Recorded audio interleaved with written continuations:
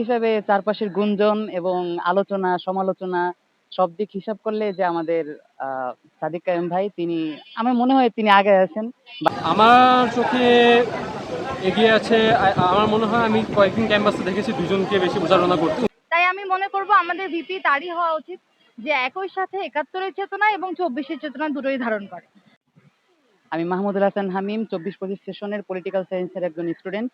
আর আমাদের যে আসন্ন ডাকসু কেন্দ্রিক যে আমাদের যে চাহিদা, আমাদের চাওয়া পাওয়া সেটা হচ্ছে এমন একটা কাজ তাদের থেকে আমরা আশা করি যে আমরা একটা ইনক্লুসিভ একটা বিষয় চাই, যে এখানে সব ধরনের মানসিকতা, সব ধরনের মানুষজন এখানে ইনক্লুসিভলি থাকতে পারবে এবং তাদের মতামত তুলে ধরতে পারবে। এবং বেসিক্যালি আমরা যে বিষয়টা ফেস করছি নতুন ছাত্র হিসেবে, যে আমাদের আবাসন ব্যবস্থা, আমাদের আবাসন ব্যবস্থা অত্যন্ত কাহিল এবং করুণ অবস্থায় রয়েছে। যদিও ঢাকা বিশ্ববিদ্যালয় ১০০ বছরের উপরে গেছে, কিন্তু এই আবাসনের বিষয়টা দেখা গেছে খুবই ঘাটতি। তো আমরা চাই যে ডাকসু যারা হবে তাদের মাধ্যমে আমাদের এই যে ভয়েস আমরা এটা রেইজ করতে পারবো এবং তাদের মাধ্যমে আমরা এটা গেইন করতে পারবো। আর দ্বিতীয় বিষয় হচ্ছে, যদি আপনারা যদি ভিপির ক্ষেত্রে বলেন, তো আমরা জুলাইয়ের সময় যে লিডারশিপ, যে তারুণ্য নির্ভর যে তাদের আলোচনা এবং তো সেই হিসাবে চারপাশের গুঞ্জন এবং আলোচনা, সমালোচনা সব দিক হিসাব করলে যে আমাদের সাদিক কায়েম ভাই তিনি আমার মনে হয় তিনি আগায় আছেন। বাকিটা অবশ্যই ভোটের মাধ্যমে তারা প্রার্থীতা নির্বাচন করবে এবং তার যে লিডারশিপ ক্ষমতা, তার যে আচরণ, তার যে ভঙ্গিমা, তার যে ইতিমধ্যে যে ৫ই আগস্টের পরে যে আমাদের জন্য যে বিষয়গুলো দিছে, আমার কাছে মনে হয়েছে এটা অবশ্যই পজিটিভ বিষয় এবং অনেকেই বা একদম বলতে গেলে সবাই এটা পজিটিভ হিসেবে দেখছে। তো এই হিসাবে আমার একটা মেসেজ থাকবে যে অন্যান্য যে দলগুলো আছে, ছাত্র দল, তারপর হচ্ছে অন্যান্য যে দলগুলো আছে, বাম, ডান এবং ইসলামী আন্দোলন, যা যে যেটাই আছে, তারাও এই হিসাবে এগিয়ে আসুক, যার মাধ্যমে একটা ইনক্লুসিভ পার্টি, ইনক্লুসিভ একটা ব্যবস্থা প্রতিষ্ঠা হয়, যেভাবে প্রতিষ্ঠিত হয়েছে আমাদের বহির্বিশ্বের student politics in other countries যেভাবে প্রতিষ্ঠিত হয়েছে, আমরা চাই এভাবে প্রতিষ্ঠিত হোক। কোনো ধরনের লেজুর ভিত্তিক বা কোনো ধরনের একপাক্ষিক রাজনৈতিক ব্যবস্থা আমরা চাই না। আমরা চাই ইনক্লুসিভনেস এবং আমরা চাই সবাই একসাথে মিলে কাজ করুক, সবাই আমাদের মনের আশা, মনের আকাঙ্ক্ষা ভয়েস রেজ করুক। তো এটাই আমার পক্ষ থেকে। আসসালামু আলাইকুম। যে আমার নাম আসিম চৌধুরী, আমি ডেভেলপমেন্ট স্টাডিজে প্রথম বর্ষে পড়ি। আর এবার হচ্ছে ডাকসু নির্বাচনে আমরা হচ্ছে আমি কোনো নির্দিষ্ট প্রার্থীর নাম বলবো না, যে আমরা চাই যে হচ্ছে এমন একজন ভিপি আসুক যে হচ্ছে আমাদের প্রশাসন বা আমাদের স্টুডেন্টের পক্ষে থাকবে, ছাত্র বান্ধব হবে, শিক্ষার্থী বান্ধব হবে।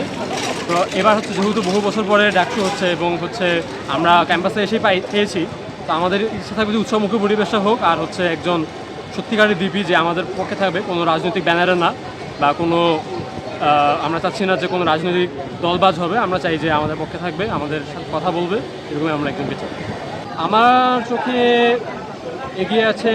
আমার মনে হয় আমি কয়েকদিন ক্যাম্পাসে দেখেছি দুজনকে বেশি প্রচারণা করতে। উম্মা ফাতেমা আপুকে দেখেছি আর সাদিক কায়েম ভাইকে দেখেছি।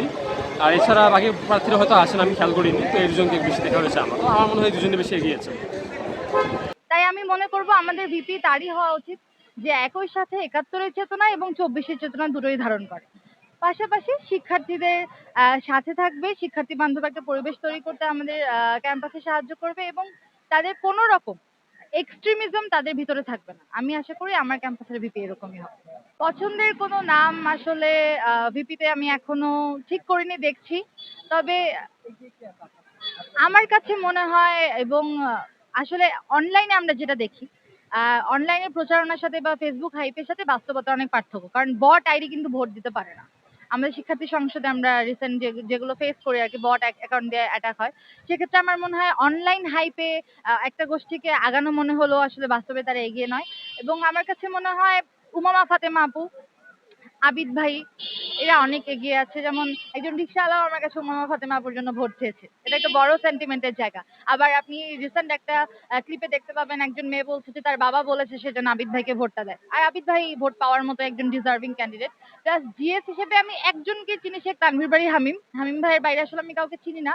তাকে চেনার একটা অন্যতম রিজন হচ্ছে এই ক্যাম্পাসে আমি তাকে গত ১ বছরে অনেক কমন মিডিয়েট একটা অর্গানাইজেশন তিনি রান করেন, অনেক রকম সেবা দিতে দেখেছি। যেমন সেটা কলা ভবনের সামনে হোক, মেয়েদের হলে হলে গিয়ে হোক, বিভিন্ন জায়গায় তিনি হচ্ছে এরকম প্রচারণা চালিয়েছেন। এবং আমি একজনের জন্য ভোট চাবো, সেটা হচ্ছে আমার সবচেয়ে প্রিয় মানুষ, আমার সবচেয়ে প্রিয় বন্ধু নিত্যানন্দ পাল, ও হচ্ছে সেন্ট্রালে দাঁড়িয়েছে সদস্য পদে এবং নিতান্তই ভালো মানুষ।